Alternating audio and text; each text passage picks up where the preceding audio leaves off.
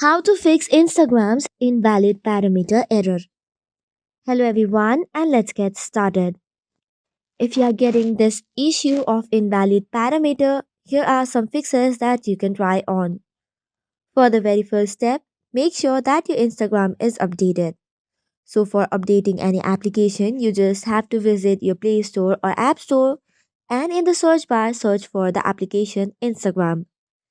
If there is a button called as update, make sure to tap on it. Once this is done, let's move on to the next solution. Long press your Instagram application and go to App Info.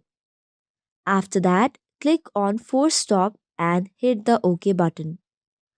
After that, click on Storage and Cache and then click on Clear Cache. After that, you can go back and this time you have to click on this option called as Open by Default. Here you can see all the verified links. You can even add the link for the support. And once you do so, you can try to uninstall and install the application again, and this should probably fix the issue. So that is all for today's video. For more such contents, do not forget to hit the like and subscribe button. Thank you and keep watching.